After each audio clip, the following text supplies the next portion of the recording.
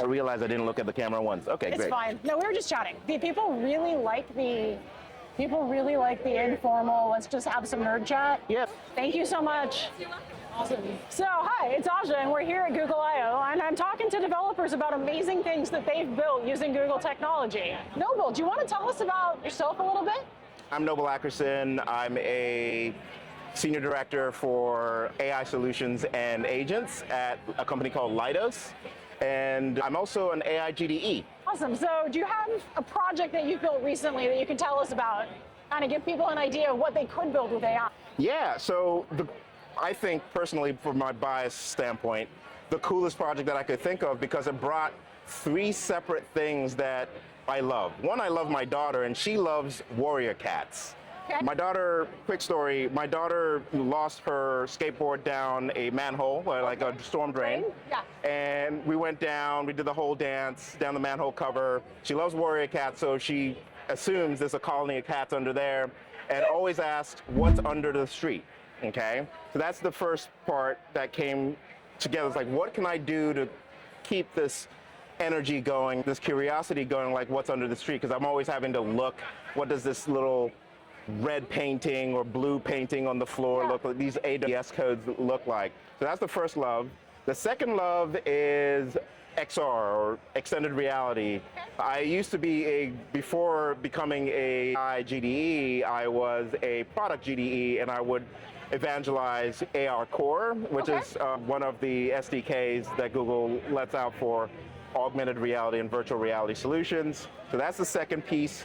And then my third, for my full-time job, I do agents, as I said. So I wanted to bring all three together. I love distributed systems. I really think, an opinionated take, that agents are actually a systems engineering and a distributed engineering problem, and not necessarily an I've been saying agents are just the new microservices for about a year. And I love how you say that, because if you take that a step further and you look at service meshes, you can build what I actually built, which is something called Invisible City, which allowed us to upload a photo of a street or in real time using the Gemini Live API. We'll get into the messy details later, but to see what's under there. And that's possible with three agents that discover and communicate with each other to solve a simple problem. First, agent is called a surface renderer, which essentially just looks at, it's a vision model, which basically just looks at what's out there on the street and then uses bounding boxes to classify what it sees. It then we then have another agent spawned up called the pattern oracle, which is grounded. I like the name. I know, thanks to Gemini. Okay. And pattern oracle is just grounded on something called AWPS codes. Okay, you just threw an acronym out there. I know. What is that? These are water public service codes. I can't remember what the A part means, but essentially, if you remember, if you're down the street and you see these spray painted markings all over the floor, they could be blue for water, they could be yellow for gas, they could be red for power lines. They just protect other construction people from having to just cause a leak when they're drilling and stuff like that.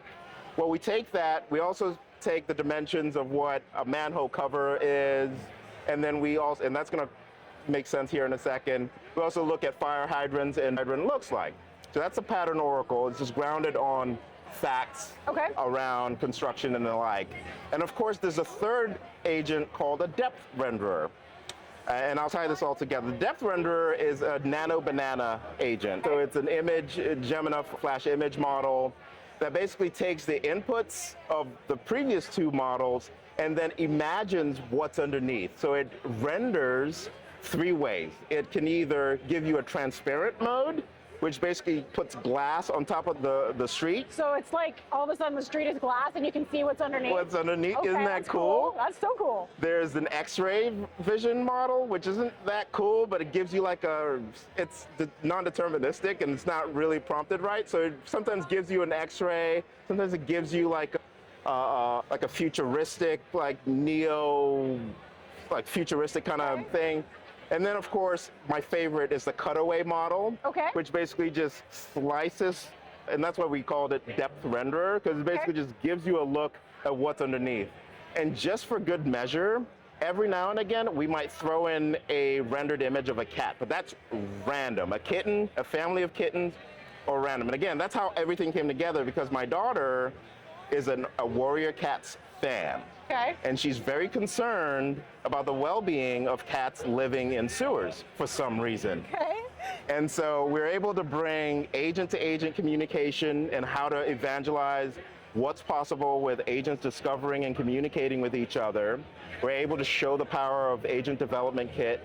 We're also able to show what it's like to use anti-gravity to actually not over-design, to keep an interface very lean and stick to that. Okay. You said one of my favorite words, anti-gravity. So you built this with anti-gravity. I built this with anti-gravity. I also built it with Claude. So Claude was my guide in helping me prompt and stick to certain roadmap items. It was always checking me on my assumptions. Okay. And then we both came together and we would prompt in sprints, essentially. With You had anti-gravity generate the code. Of course. Yep. Awesome. So what was your experience with that? Like, how did it do with XR? I haven't actually talked to anyone who used anti-gravity for XR yet. It's insane. So we were using a flavor of XR called WebXR. Okay. And this is before the 2.0 version with Android came out today. We heard that this morning, so of course. Give me time. Yes. Until this evening. Yes. But WebXR has been for maybe 12 years.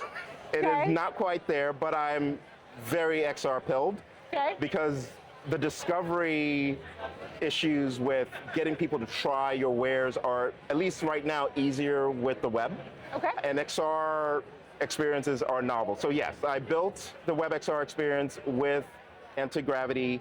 The thing that made it interesting or challenging was you can't really regex your way or, like using regular test-driven development, you can't really structure your way to the real world. With XR, we're anchoring digital artifacts onto the real world. Yeah. And it's different from traditional native or traditional web development in that sense. And so what I ended up doing is bastardizing TDD and BDD, behavioral driven development. So Gherkin, right? Tell me more. With Gherkin, it's more given, when, then. Yeah. And the then is more the prompts and backed by the prompts and the plan and a sort of a verification step with what we're used to when we're orchestrating agents to help us develop, right? So we've come a long way with anti-gravity and new ways of coding.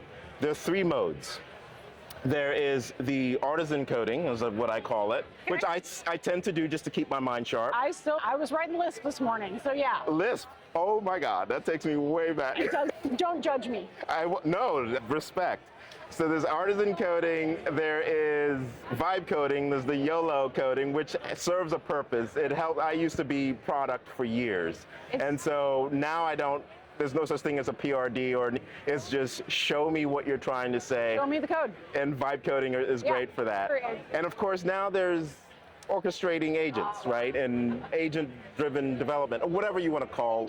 Agent pipelines and having different agents with different specialized roles. And so anti-gravity has been really interesting, helping me to understand how orchestrating agents work. I'm really excited to try out sub-agents. I'm really excited to port over my Claude Code hooks that are meant to bring some determinism to my pipeline and pass that on to, I believe the new term in anti-gravity is JSON. What is the callbacks? Oh, I forget. We'll add that. We'll add that at the bottom. At the bottom of this. Just basically bringing some determinism into the pipeline, and with sub-agents, with some of the things that other platforms are using, I think I've just turned myself. I used to joke, it's like I used to be a 10x engineer, and now I don't know what I am. But I think I'm going back to be maybe a 5x engineer with my superpowers and agents. So one of the things I've been asking everyone who's built cool stuff like Invisible City, who's experimenting or actually using in prod agents and agentic workflows and multi-agent workflows and creating these systems, how do you get started? I talk to so many people who are like, this seems cool, I was able to vibe code a really simple like arcade game thing, but like how do I get started for real? So what would your advice to someone who was trying to get started for real be?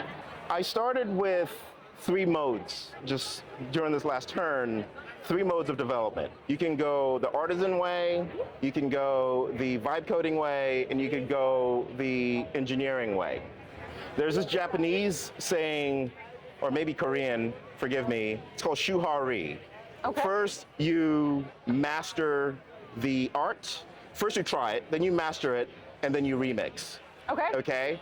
In the same way, I would say try to get some fundamental with a language that you're passionate about or that is easy for you to grok or understand or play with. Try the artisan way. Try to understand what is happening behind the scenes. Look at the code, read the docs. Go through some of the Build with AI tutorials that Google and some of our GDE colleagues. Yeah, the GDEs have done some fantastic tutorials. Exactly. Once you do that shoe part, the ha part is vibe coding. Just take that, and now you're able to inspect what you expect. Be outcomes focused.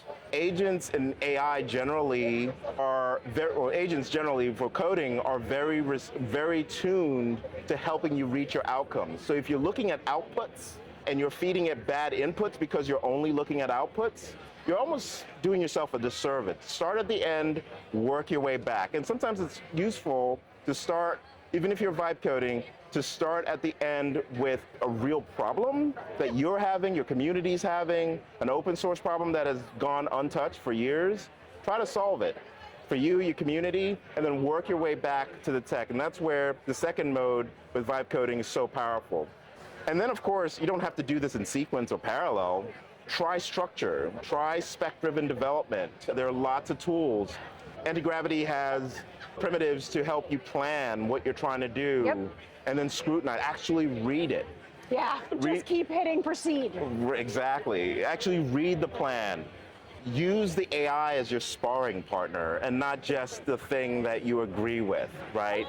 Even if you think you're unsure, that's when you bring out regular Gemini and then just move from Antigravity to your Gemini terminal on your phone or in the web and just ask for a second opinion.